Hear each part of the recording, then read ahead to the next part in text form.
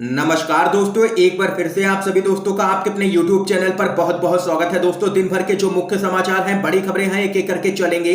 तमाम बेहद बड़ी अपडेट्स आप तक आगे इसी वीडियो के माध्यम से पहुंचाएंगे, इसलिए लगातार हमारे साथ आगे इसी वीडियो में बने रहिएगा। तो वहीं दोस्तों, खबरों की तरफ चलने से पहले आप लोगों से एक छोटा सा निवेदन है कि अगर आप लोग भी यूपी के 2022 के विधानसभा चुनाव में योगी आदित्यनाथ की करारी हार को देखते हैं और सत्ता परिवर्तन होता हुआ देखते हैं तो अभी इस वीडियो को लाइक कीजिएगा, चैनल को फ्री में सब्सक्राइब करके बेल के आइकन को जरूर दबाइए दोस्तों, और कमेंट बॉक्स में कमेंट जरूर कीजिएगा। बायकॉट गोदी मीडिया। पहली बड़ी खबर की तरफ चलता है दोस्तों। यूपी चुनाव में सपा के दरवाजे छोटे दलों के लिए खुले हैं। अखिलेश यादव बोले, बसपा और कांग्रेस तय करे कि लड़ाई भाजपा से है या फिर सपा से। आप लोगों को बताते चले, समाजवादी पार्टी के राष्ट्रीय अध्यक्ष अखिलेश यादव ने कहा है कि 2022 में उत्तर प्रदेश में होने वाले विधानसभा चुनाव में गठबंधन के लिए उनकी पार्टी के दरवाजे सभी छोटे दलों के लिए खुले हैं और वह कोशिश करेंगे ऐसे सभी दल भारतीय जनता पार्टी को हराने के लिए एक साथ आए। उत्तर प्रदेश में अगले वर्ष की शुरुआत में ही विधानसभा का चुनाव होना है। सपा प्रमुख अखिलेश यादव ने कहा है कि 2022 के चुनावों में गठबंधन के लिए हमारी पार्टी के दरवाजे सभी छोटे दलों के लिए खुले हैं। उन्होंने किसी का नाम लिए बिना कहा है कि कई छोटी पार्टियां पहले से ही हमारे साथ हैं और भी कई हमारे साथ आने वाली हैं। और वहीं बसपा प्रमुख मायावती और कांग्रेस नेताओं के द्वारा उनकी पार्टी पर किए जा रहे तीखे हमलों के बारे में पूछे जाने पर अखिलेश यादव ने कहा है कि बसपा और कांग्रेस को तय करना चाहिए कि उनकी लड़ाई भाजपा से है या फिर सपा से। आप लोगों को बताते चले, मायावती लगातार ट्वीट के जरिए सपा पर निशाना साध रही हैं, लेकिन बीजेपी का नाम आते ही मायावती भी चुप्पी साध लेती हैं, जिसको लेकर के अखिलेश यादव हमलावर हो चुके हैं मायावती की पार्टी बीएसपी पर। एक और बड़ी खबर की तरफ चलते हैं। तीसरा मोर्चा बनाने का ऐलान कर चुके चौटाला से मिले हैं नीतीश कुमार। जेडीयू ने बताया है पीएम मटेरियल, लगने लगी हैं अटकलें। आप लोगों को बताते चले, बिहार के मुख्यमंत्री नीतीश कुमार ने इनेलो के अध्यक्ष ओम प्रकाश चौटाला से मुलाकात की है। यह मुलाकात चौटाला के गुरुग्राम स्थित उनके आवास पर हुई है।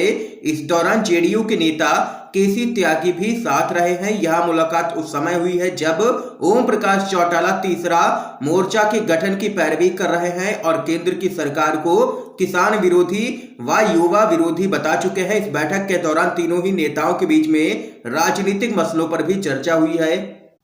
और वहीं दूसरी तरफ अटकलें भी लगना शुरू हो गई हैं कि जल्द ही बीजेपी से अलग हो सकते हैं यहां पर नीतीश कुमार। ये यहां पर बड़ी खबर सामने निकल के आई है दोस्तों। एक और अपडेट जान लेते हैं। हरियाणा में ट्रैक्टर परेड, ये हमारे ही वेश में आएंगे, तिरंगा बदनाम करेंगे। बीजेपी का जिक्र कर किसानों से बोले हैं राकेश टिकैत। आप लोगों को बताते चले, बीजेपी शासित हरियाणा में आंदोलन कर रहे किसानों के प्रस्तावित कार्यक्रम से पहले बीकेयू के प्रवक्ता राकेश टिकैत ने उन्हें अभी से ही आगाह कर दिया है। उन्होंने कहा कि भाजपा वाले किसानों के ही वेश में आएंगे और तिरंगा को बदनाम करके यात्रा रोकेंगे। आप लोगों को बताते चलें, किसान संघ के नेताओं ने ऐलान किया था कि नरेंद्र मोदी सरकार के द्वारा लाए गए तीनों ही कृषि कानूनों का विरोध कर रहे किसान स्वतंत्रता दिवस पर सूबे के जींद में ट्रैक्टर परेड निकालेंगे। लेकिन हरियाणा में भाजपा ने भी 15 अगस्त के दिन तिरंगा यात्रा निकालने से जुड़ी घोषणा कर दी है। यहां पर ऐसे में किसान नेताओं को शंका है कि उनकी ट्रैक्टर रैली में असामाजिक तत्व घुस सकते हैं और उन्हें बदनाम कर सकते हैं। ये यहां पर कहना है राकेश टिकैत का।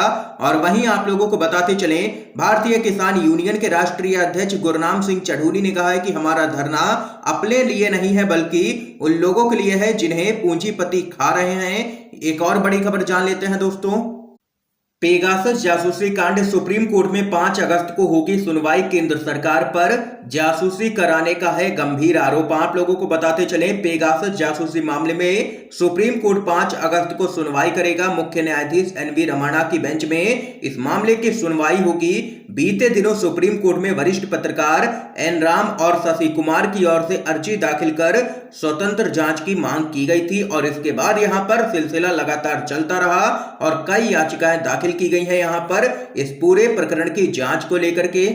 और वहीं सुप्रीम कोर्ट के एक वकील ने भी अमित शाह और मोदी पर यहां पर केस कर दिया और अवमानना का केस किया है, क्योंकि इसमें सीधे तौर पर आप लोगों को बताते चले दिल्ली में जो पुलिस कमिश्नर नियुक्त किए गए हैं राकेश अस्थाना, उसको लेकर के पूरा मामला है। उसमें कहा गया है कि मोदी और अमित शाह ने सुप्रीम कोर्ट के आदेश का उल्लंघन किया है, इसलिए इन पर कार्रवाई होनी चाहिए। देख सकते हैं कि सुप्रीम कोर्ट के अंदर चौतरफा घिरती हुई नजर आ रही है केंद्र की मोदी सरकार, और इस समय सीजीआई है एनवी रमन्ना।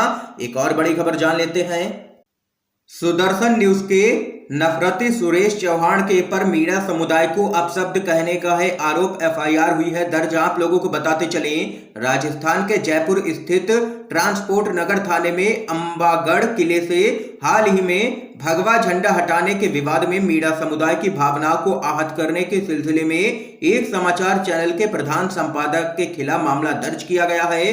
पुलिस सूत्रों के अनुसार राजस्थान आदिवासी मीडिया सेवा संघ के सूरजपोल शाखा प्रमुख गिरिराज मीणा की ओर से ट्रांसपोर्ट नगर थाने में सुदर्शन टीवी के प्रधान संपादक सुरेश चौहान के खिलाफ यहां पर प्राथमिकी दर्ज करवाई गई है और सख्त से सख्त कार्रवाई की मांग की गई है।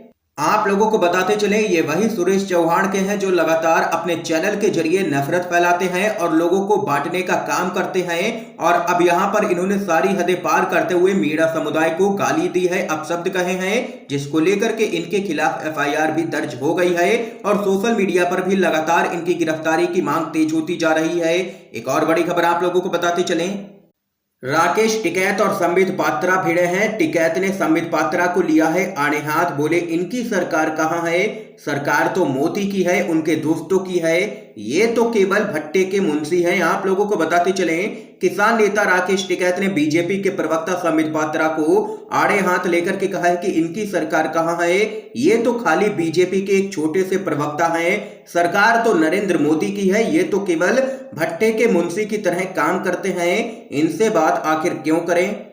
आप लोगों को बताते चले किसी भी न्यूज चैनल पर डिबेट के दौरान जब भी संबित पात्रा के सामने राकेश टिकैत आते हैं तो राकेश टिकैत लगातार संबित पात्रा को आड़े हाथों ले रहे हैं और उनकी जबरदस्त तरीके से धुलाई कर रहे हैं सामने ही सभी के। एक और बड़ी अपडेट की तरफ चलते हैं।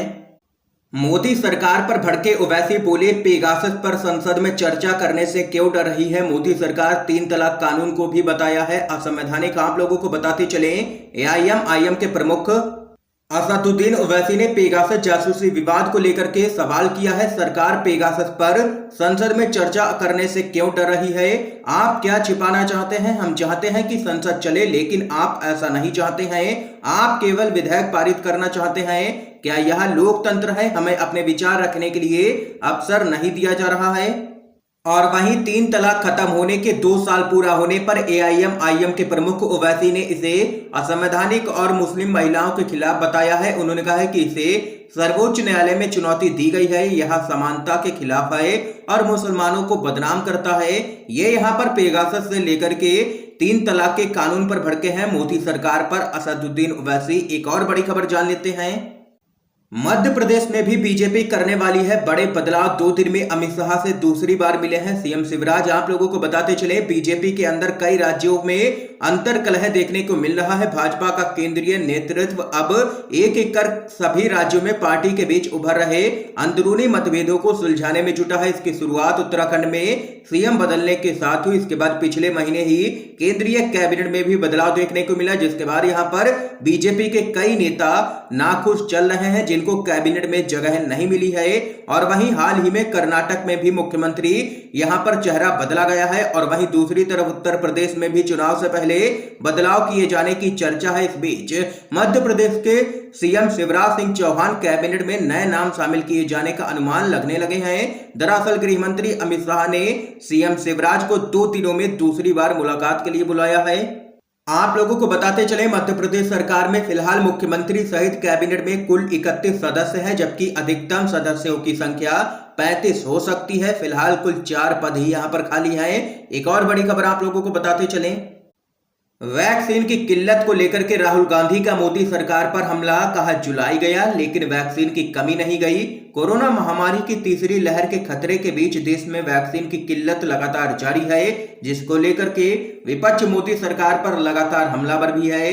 कांग्रेस के नेता राहुल गांधी ने वैक्सीन की कमी को लेकर के एक बार फिर केंद्र सरकार पर हमला बोला है। राहुल गांधी ने ट्वीट कर कहा कि जुलाई का महीना चला गया लेकिन वैक्सीन की कमी नहीं गई। आपको बता दें कि राहुल गांधी इस ट्वीट के साथ अपने उस पुराने ट्वीट को भी टैग किया है जो उन्होंने 2 जुलाई को किया था। राहुल गांधी ने अपने पुराने ट्वीट में कहा था कि जुलाई आ गया है लेकिन वैक्सीन नहीं आई, और अब यहां पर राहुल गांधी ने कहा है कि जुलाई गया लेकिन वैक्सीन की कमी अभी भी नहीं गई है।